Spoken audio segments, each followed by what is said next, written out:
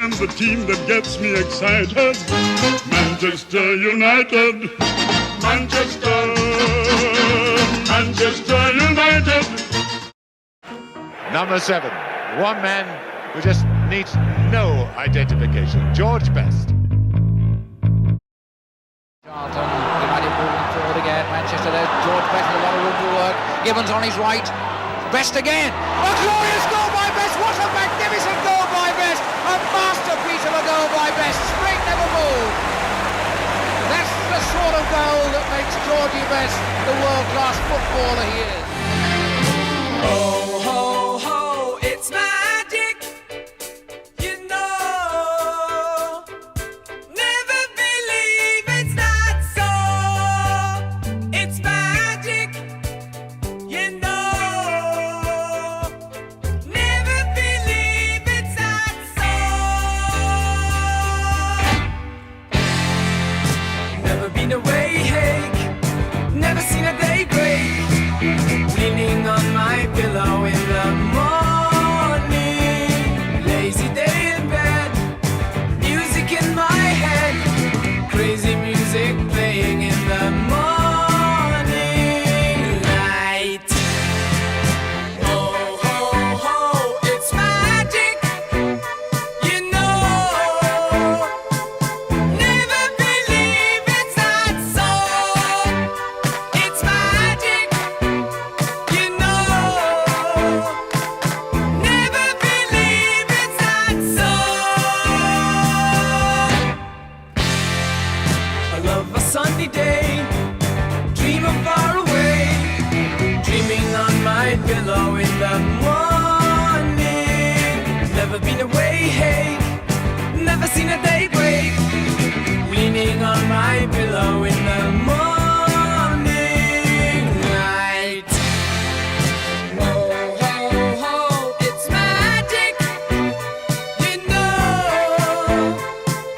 never believe it's not so, it's magic, you know, never believe it's not so.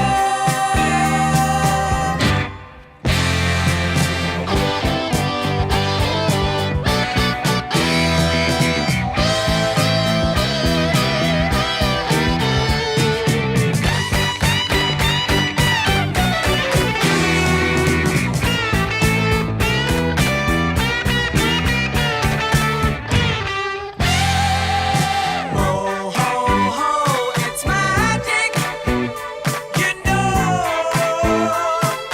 never believe it's not so, it's magic, you know, never believe it's not so.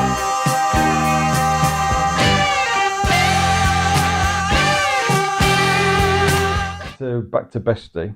'Cause Oh, yeah. This is a George Best special. Trying to pick Georgie best goals. It's just impossible. Impossible. It's like the thing we did before about the best goals that we've seen. You can't do it, can you? So, but you'll see some videos. I'll put probably an extended one on at the end. But we'll show some of the goals.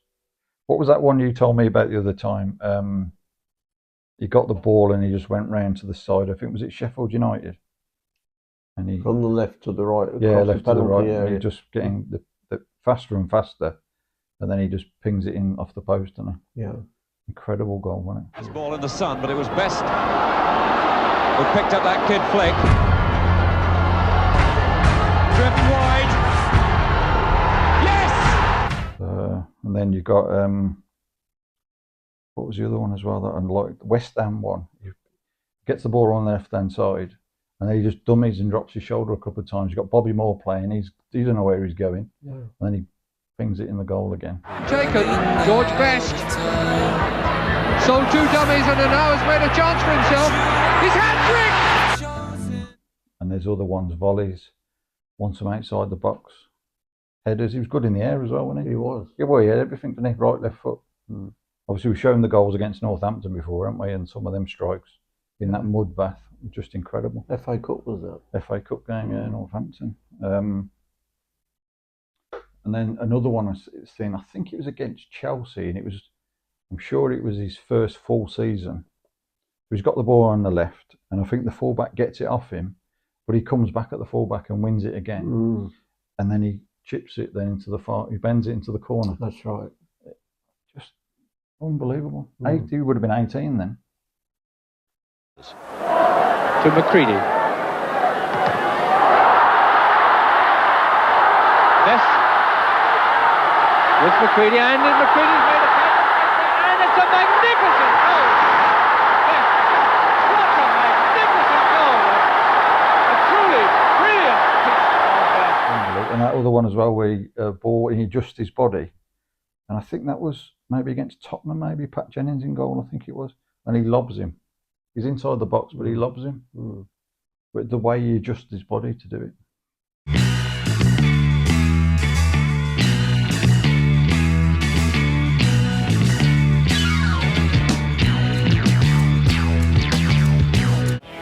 Okay, so which is my favourite goal? Well, it's not the lob over Big Pat Jennings, my pal. Comes the Best. It's not the drag back at the Dell against Southampton. Charlton. Best. It's not the goal it should have been against England at Windsor Park, Belfast. Banks being driven left, and was that a foul? The whistle hasn't gone. Best. It's not even the one that put us 2-1 up against Benfica in the cup final at Wembley. No, the one I've picked was against Chelsea in the League Cup at Old Trafford. I picked the ball up just inside my own half, taking it through. Chopper Harris came in with one of his usual mild challenges. I rode it, took it around Peter Bonetti, and I think there was a defender stood on the line, but I managed to slip it past him, went down on my knees to celebrate. The reason I was celebrating was because I hadn't scored for quite a while, so that's the one that I've picked. Best is up front. There he is, the defence split. Can he do it? He surely must.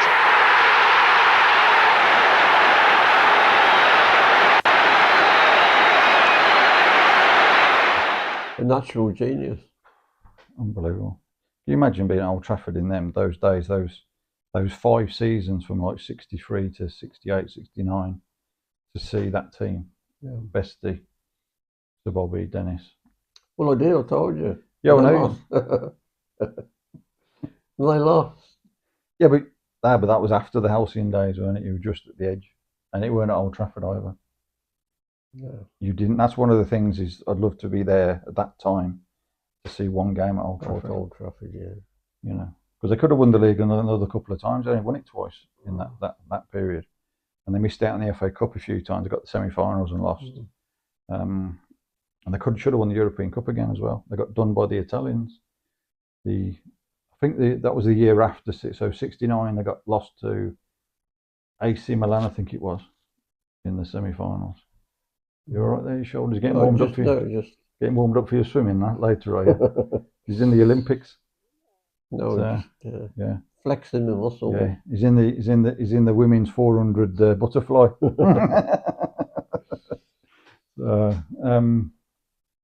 What was Why the women's butterfly?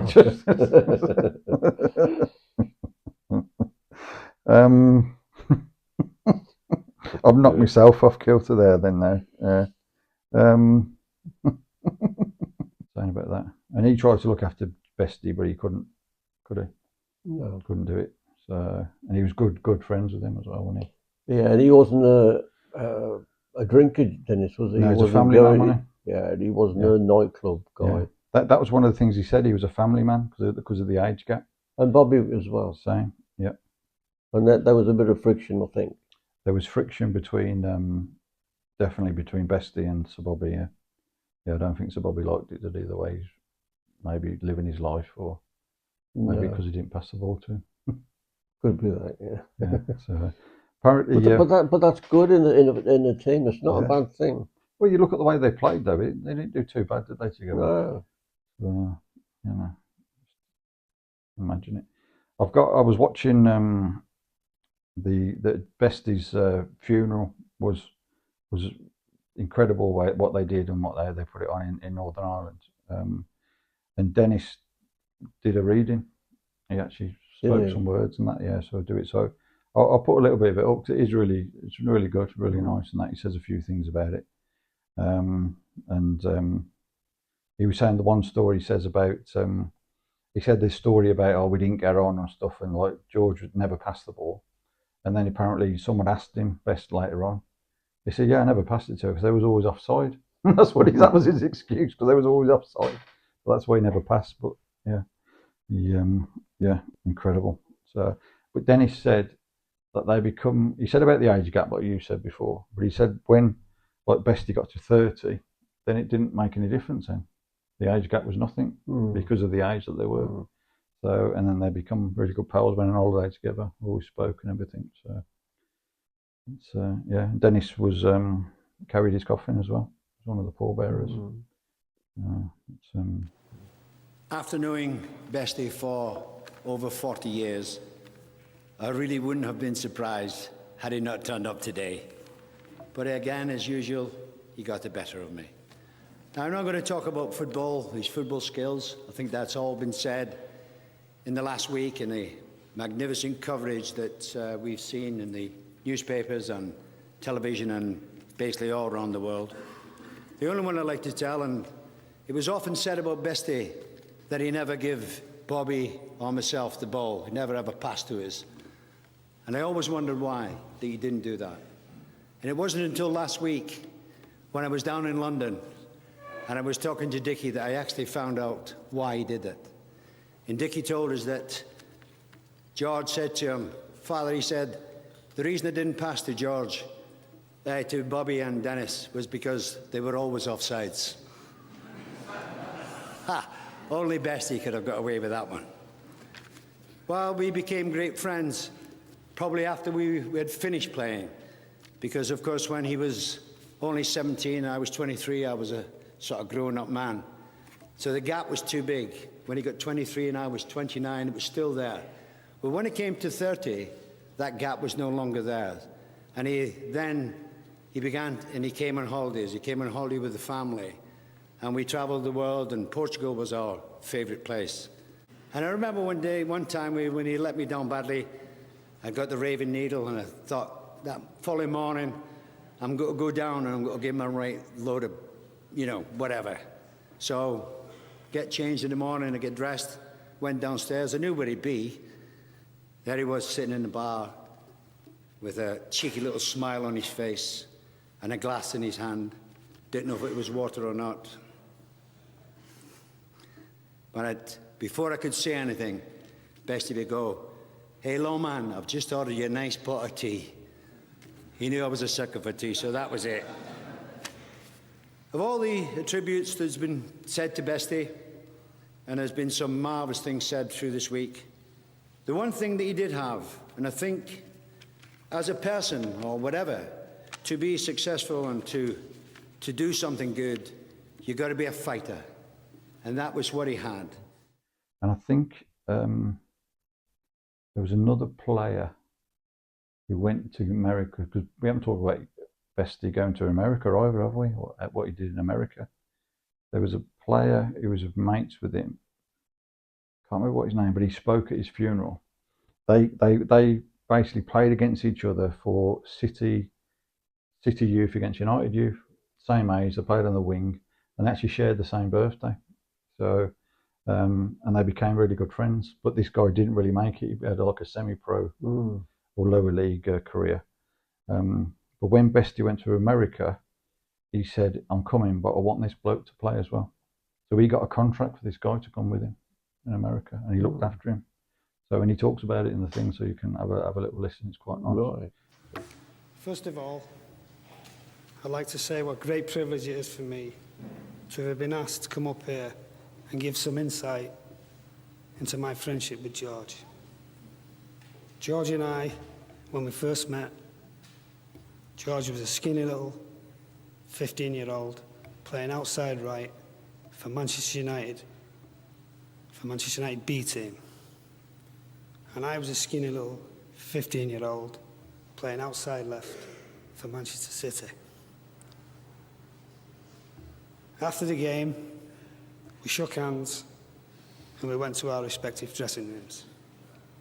And that was the start of a friendship that's lasted for 46 years.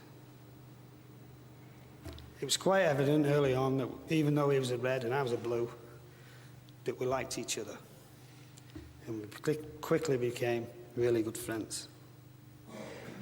And very early on, we found out that we had something really quite unique in common. And that was that we were both born on the same day, May 22nd, 1946. And that would become very important to our relationship many, many years later. And so, as we got older and we became bigger friends, George became 18, we all know where his career went. But with me, I had to come to the unfortunate realization that I was never going to be a top-flight footballer. But that never deterred George in our friendship, and as the years went by, we became bigger and bigger friends. By the time we were both 29, George had had his famed walkout of Man United. About 2 years had gone by after that.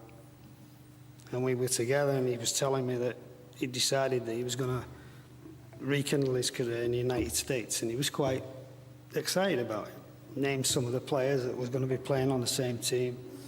Players like Ron Davis, Charlie Cook, Terry Mancini, Phil Beale. All these good seasoned First Division footballers. And I said, well, that's great, I'm glad you're going. And then he made an extraordinary remark. He said, yeah, and I want you to come and play as well. And I said, well, George, you know my situation. I have not been involved in any football for a year. And at best, I was never more than a non-league footballer. And he said, okay. He said, you can play in this league, and I'm going to tell you what you're going to do. You're going to go away. For the next 2 months, you're going to get fit. You're going to get yourself as fit as you possibly can. And when pre-season training starts in February, you'll have the jump. He said, in the meantime, I am going to recommend that the club sign you, and I will negotiate a 1-year contract for you. So as friends, George knew my situation. He knew I was 20. He knew I was single. He knew I lived at home with my parents. And as far as the future was concerned, as far as I could see, was the next day. So, to quote a line from one of Georgie's favourite movies, it was an offer I couldn't refuse. So, true to his word, we go to Los Angeles 3 months later. Sure enough, there's a 1-year contract waiting for me to sign. So at this point, if George had never done anything anything for me ever again in his life, I could never repay what he'd done for me. What was his was mine. If I didn't have it and he did, no problem. The football side of it worked out great.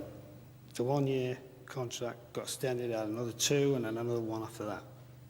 But like Dennis, I don't want to talk about the football. The football side of it was fantastic. But it was the other things that he did for me while he was in the United States. And a great example of his generosity was just before the start of the second season. We'd been there a year, we'd rented a house, took a house on lease, we were roommates, and the lease ran out and we needed to get a new accommodation. So we'd gone to see this really nice 2-bedroom apartment.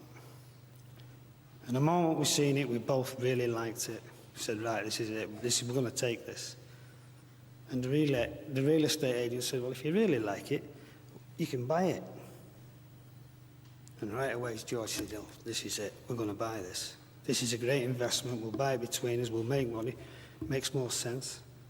Why should we pay rent when we can have our own place? So I said, George, yeah, that's a great idea, but I don't have any money for the down payment, my share of the down payment. He said, don't worry about that.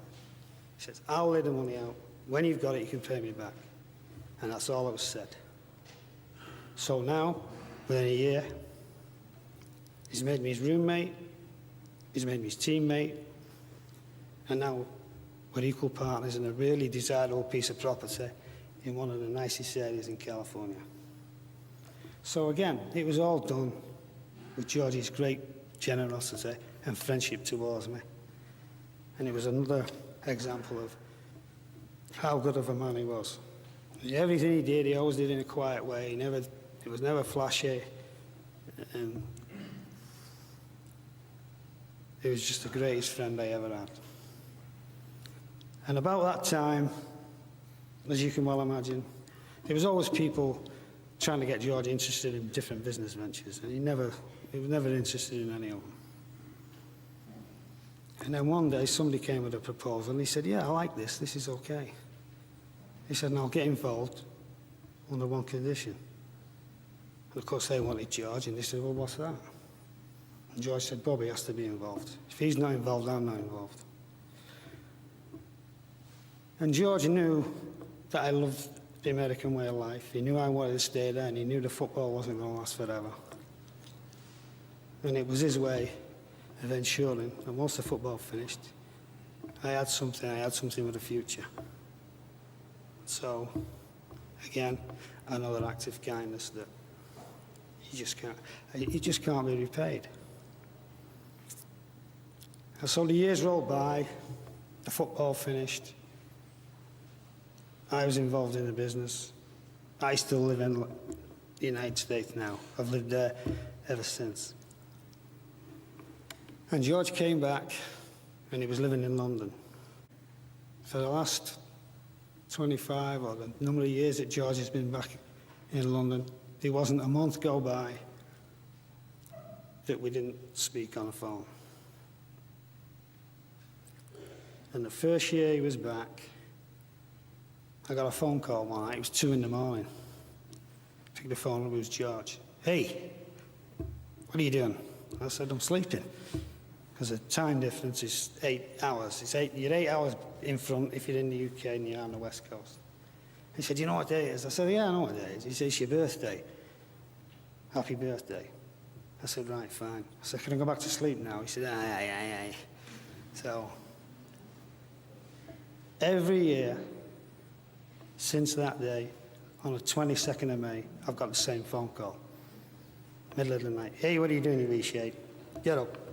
So, I'll not get that call next May, sadly. But I've got my memories. They're all great. They're all good ones. And nobody had a friend as good as George was to me.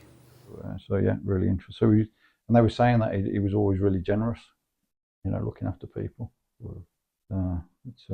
Yeah. And that great goal he scored in America, and it introduced it. Here it is. From my point of view, it was nice because I could walk down the street and nobody knew me, you know, apart from maybe the areas I was playing in where they got to know you a little bit. But I could do normal things. You know, I wasn't getting in fights in the street with people driving me crazy. I could take the dog for a walk. I could go to the supermarket. So from that point of view, it was nice. And I made friends because of me, not because of what I was or who I was, because of me. And I've probably got more close friends in America than I've had here since I was 15. George, I think when we look back to your time of playing in America, I think everybody's still talking about that marvellous goal you scored for San Jose. Mm. Well, it was just one of those things. I mean, I look at it today and I still don't know how. It was like watching somebody else. And actually NBC, I think, or one of the big American networks actually showed it on their program, which for them was, I mean, I think it's the only time they've ever shown football, soccer as they called it. It was nice because I was playing against one of my former teams, the team I'd played for the season before. And we were losing 2-0, and it was the playoffs. I mean, so if we lost, we were out. It was, I don't know, it was just one of those things. It just, you know, they kept disappearing. I don't know what it was. I remember watching it the first time, and I was actually counting how many players.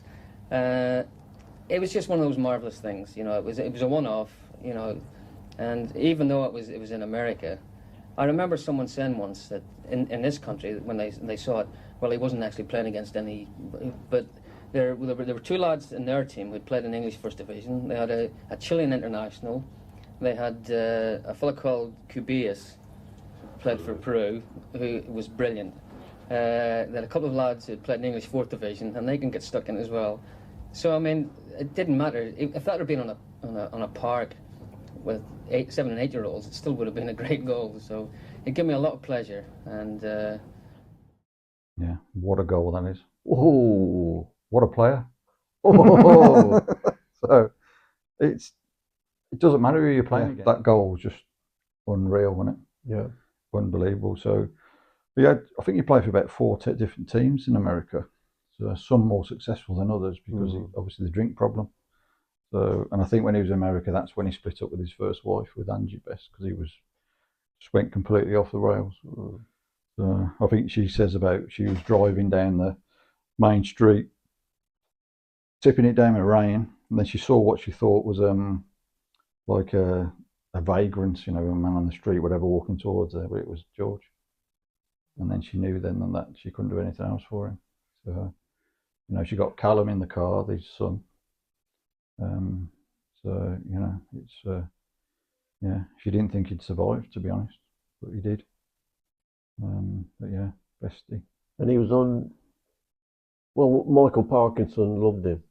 Yes. And he was very emotional when... Good friends, weren't they? They were. But there were other talk shows, they just took advantage. Yeah. And allowed him to come on. When he was drunk. When he was drunk. Yeah, the Wogan one, wasn't it? I mean, they should be ashamed. It was disgusting, yeah, it's disgusting. So we're not going to show that. We're not showing that. But that was disgusting, yeah, to do that. But then in other shows, he was okay. He was quite funny. He was good. He was funny, wasn't he? Yeah, he was a funny guy. He was quite a shy fella as well, wasn't he? Really? Yeah, quite reserved, really.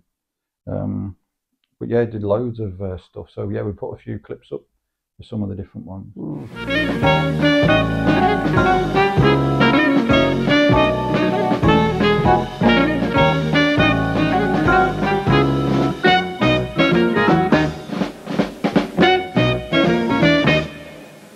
I have known George Best for more than 30 years. I have seen him in all his glory and in his times of great despair.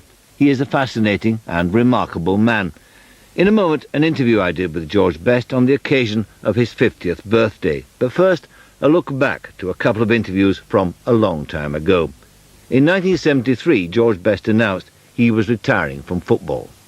Is it possible, I don't believe it is, you see, for you to live without football? Well, so far, I don't know how long it is since I've played. It's 3 or 4 months, I think, and I haven't missed it. You haven't? Not in the slightest, no. Let's go back then to the point where you took the decision to end your career. What really was the reason?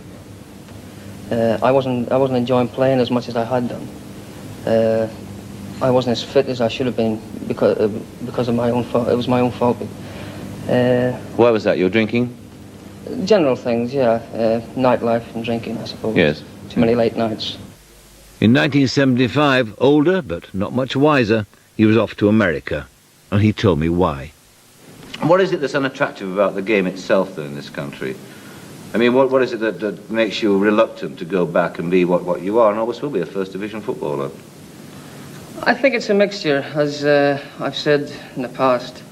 I think they do it the wrong way here. I think they build their superstars, or so-called superstars, up, and they get them on a pedestal. And the first thing they want to do when they get them there is knock them off again. And I don't think they do it in America.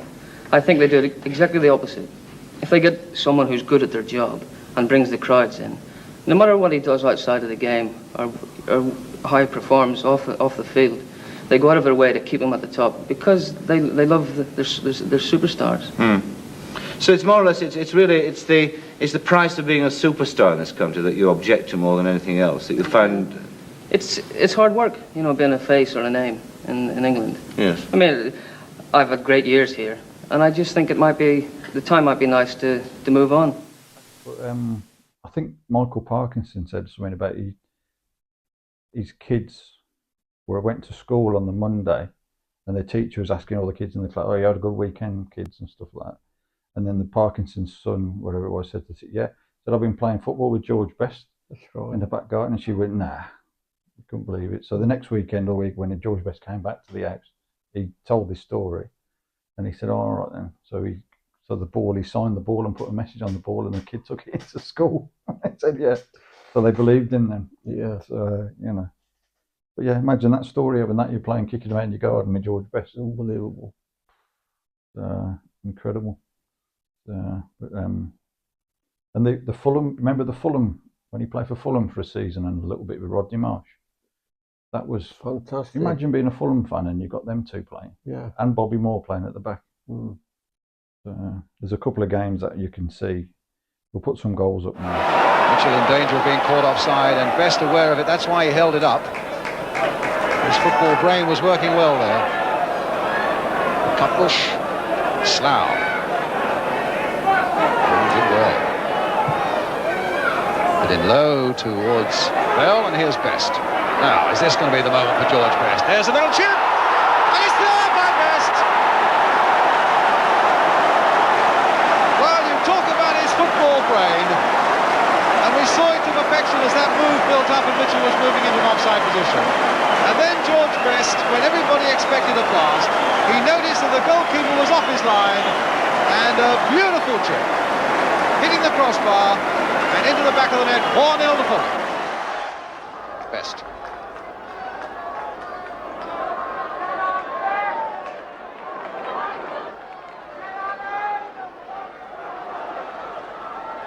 That's the Best. Oh my goodness, he hit the post.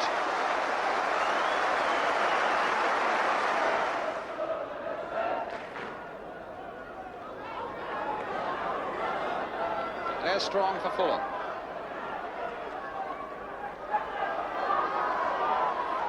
Best. Oh, what a ball there by Best to Marsh. And a beautiful save by Charlton and Marsh, jumping all over Burrows. Nice jump by Mitchell. Marsh there to collect. Well, he wrong-footed them all there. And a lovely ball for Best. Now, can he do the same? Onto the right foot. Mitchell on the far post. Marsh with the header.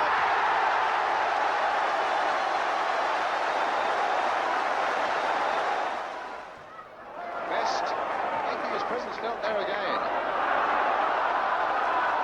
Now it's John Evanson for Fulham. Played inside for Marsh. Looking around, seeing who he can pick up. Decides to go one in. Oh my goodness, what a goal! Oh, what a tremendous goal by Marsh! But that would have been amazing, wouldn't it, to see that? What entertainment, though. Yeah, yeah. But he just... And they both enjoyed it. They loved it. Laughing. Because they played in America, didn't they? And then they came back, and then I think they went back to America then. Mm. But yeah, they did. Rodney Marsh was some player. Rodney Marsh was a player and a half, yeah. George Best joined Fulham in the second division. He was in first division company with Rodney Marsh and Bobby Moore. For a brief and glorious time, he reminded us of his genius. It was his swan song. It was one season. It was fantastic. It was like a showbiz team. It was great. And the crowds at Fulham went from about 4,000 to 25,000 people. We had some great wins. It all exploded after about 6 months, of course, because it couldn't go on. That's the Best. Oh my goodness, he hit the post. Everybody remembers the great Fulham-Hereford game when we completely outplayed them in a tremendous game, and everybody was laughing, the referee was laughing. It was a tremendous day for football. And our Best. Hurdled beautifully over top. Took it off Rodney Marsh. Marsh coming back to tackle him. Yeah. I don't think he was fully appreciated, was he, Rodney Marsh, what he could do? Yeah. But what a player. Did he ever get an England cap? He did, but not many. No, I didn't think so. I think he was too much flair. I think that's what it was, wasn't it? Mm. You know, too much flair. So, yeah. But Best, he still had it then. You know, he was in his 30s then, weren't he? And he still had it. Just incredible. So then he played little bits for different clubs, not many. He obviously played one game and then he didn't turn up or whatever, and that was it, wasn't it? But the story is another one. Is like he nearly went to the '82 World Cup in Northern Ireland. They wanted him to go, but because he hadn't been playing and they didn't think he was fit enough, they didn't take him. And that would have been his only chance of playing in a World Cup. Yeah. And the other one as well is linked with United. Is Ron Atkinson apparently was talking to him, possibility of him playing for United in about 1982-83 season. Did he? They actually talked to him about it. I can't remember that doing it, but there is articles there that it was close to happening. I don't know how it could have happened, but because he would have been like mid-30s. I suppose, imagine the crowd. Well, Stanley Matthews. Well, yeah, Stanley Matthews, yeah, it's different was gravy, isn't it? In his 40s, and Yeah. Football was tough then. He was older than 40, he was nearly 50, wasn't he? That's right, yeah. I think, yeah. When Giggsy got to 40 as well, didn't he? But he looked at different, different diets and stuff, weren't it? Yeah. But yeah. Yeah, Stanley Matthews was the forerunner, really, of looking after your body. Yeah. He went on his own diet. He did, didn't he? Yeah, looked at, yeah. And he used to run. He didn't drink, smoke. No. But he used to run on Blackpool Beach. On the beach, didn't he? Yeah, no, exactly what I was going to say, yeah. Every morning. Every morning, yeah. Incredible. So, but yeah, bestie. So, look, go on. No, you. Are we going to end it now? No, I've just got one more thing to say. One more thing to say. I'm going to put a few pictures up on this one because I went to, last year with my good friend Alex, I went to the National Football Museum in Manchester. Did you? Yeah. So, and they got loads of different exhibits there, obviously. And they got one about, obviously, George. So, and then they've got loads of different things. And a lot of the stuff they got there is some of the bits that he endorsed. So all this stuff. And there's loads of stuff. Obviously, we know about the boots, don't we? What were the boots? Stylos, were they? Like the boots he had. And they were little, the laces were on the side, weren't they? On the outside of the boot. I can't remember. I'm sure they were called stylos, and there's a little. I'm sure there's a video that I'll show you about that one as well. As you can well imagine, we had enormous success with the boots, with George's endorsement, and as the sales started to grow, and we thought it'd be a nice opportunity to present George with a pair of golden boots. It was described as the golden boots for the golden boy. Congratulations. Excellent. And I hope it won't be long before we'll be presenting you with the millionth there. I hope so. Thanks. And then there's other stuff about, obviously he had his boutiques, didn't he? He had his nightclubs as well. So that probably didn't help, did it, having his own nightclub? That was probably on the way down, wasn't it? So, but he endorsed like sausages, anything, fragrances, there was all sorts of stuff. Obviously clothes, Ben Sherman range had a George Best range. I remember him doing a few ads on TV. It takes a lot to get George Best away from football, but one thing always works: his mum's cooking, especially when it's Cookstown sausages. Dependably fresh, dependably delicious. George loves their pure meaty goodness. So do all the family, cause Cookstown sausages make a real big meal. What the man means is Cookstown are the best family sausages.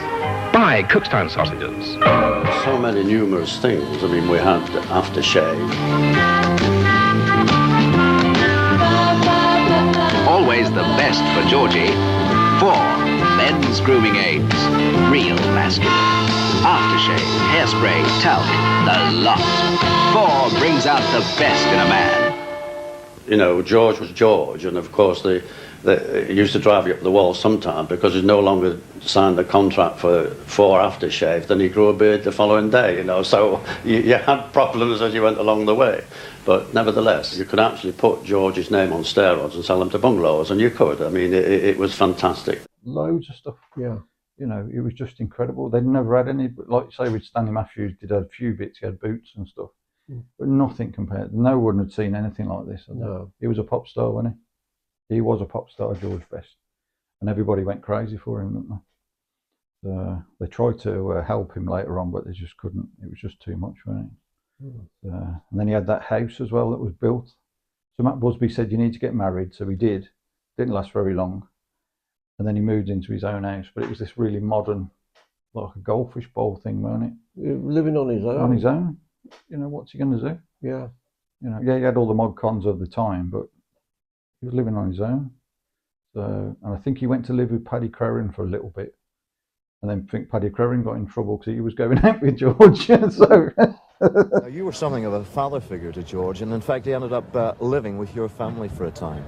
That was the only way I could get out. No, George was... I mean, it's difficult to explain to people because people sometimes believe what the press write, and George wasn't what the press wrote about him. He was a lovely fella and a quiet lad, and I couldn't speak more highly of him. That didn't help either. No. But I think one of the major things that happened was Bestie was best mates with Mike Summerby, who played for City. Most of the players at United were married, and most of the players at City were married. So really, I'm a single lad in the 60s in Manchester, which was quite amazing, and especially for two people like George, who comes from Belfast and I came from Swindon. You can imagine the 60s in Manchester. It was phenomenal. So, and I think he used to help him a little bit, and I'm sure they had went into business together as well. But then Mike Summerby got married at the right age and sort of thing, and then that was separate, and then Bestie went off. So I think that might have had. Maybe, I don't know. Mike Summerby could have been the same as George. They both could have just gone the same way, couldn't they? But Bestie always says, like you said before, he just wants people to remember the football. Yeah. So that was it. So yeah. So I think we'd leave it there, then, won't we? Yeah. So should we end on this tune about Georgie? Yeah, a couple of tunes that we've been played. So.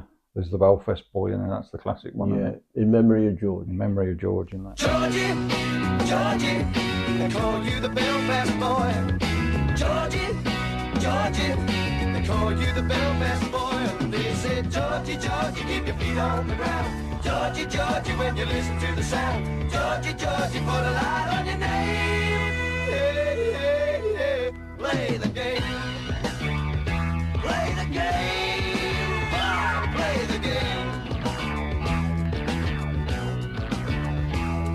Just play the way the ball bounces and bounce the way the ball plays. Cause you won't have long in the limelight. No, you won't have many days. When you live and you play for United, with your life and your blood and your soul. You run and you kick and you fight it, and you learn every way to the goal. Georgie, Georgie, they call you the Belfast Boy. Georgie, Georgie, they call you the Belfast Joy. And they say, Georgie, Georgie, keep your feet on the ground. Georgie, Georgie, when you listen to the sound. Georgie, Georgie, put a light on your name. Yeah, yeah, yeah, play the game. Georgie, yeah, you're up there, mate, watching it, everything, and say, yeah, we do remember the football. You're a football genius. Yeah. Best player that we've ever seen. Absolutely. Absolutely. So, goodbye from him. And it's a goodbye from him. Stay safe.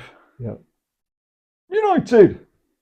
When I was a small child with my eyes open wide, I prayed to the angels to send me a sign. I want him to shine like the brightest star. I needed a hero with passion and fire. You came into this town, shook our world upside down. Every day, I still wish I could watch you play. I miss how you made us sway. Oh, Georgie boy. Oh, Georgie. A beautiful genius, a beetle, a stone. Perfection in motion, you were gifted by God. We'd never seen anything like you before. You danced through defenses and into my soul. You were mesmerizing, an explosion of diamonds. Every day, I still wish I could watch you play. I miss how you made us sway. Oh, Georgie boy.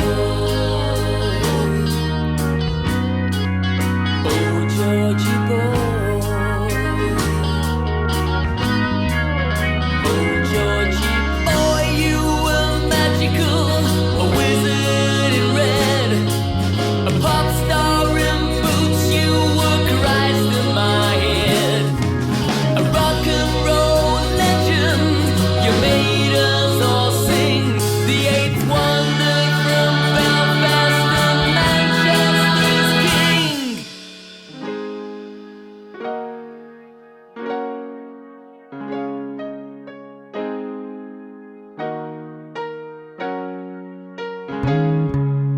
Every day, I still wish I could watch you play. I miss how you made us sway. Oh, Georgie boy. Oh, Georgie boy.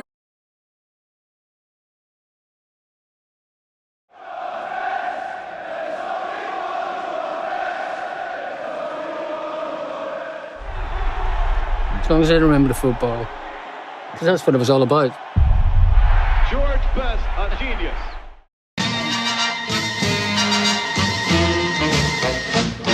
Now football is a pleasant game, played in the sun, played in the rain, and the team that gets me excited, Manchester United, Manchester, Manchester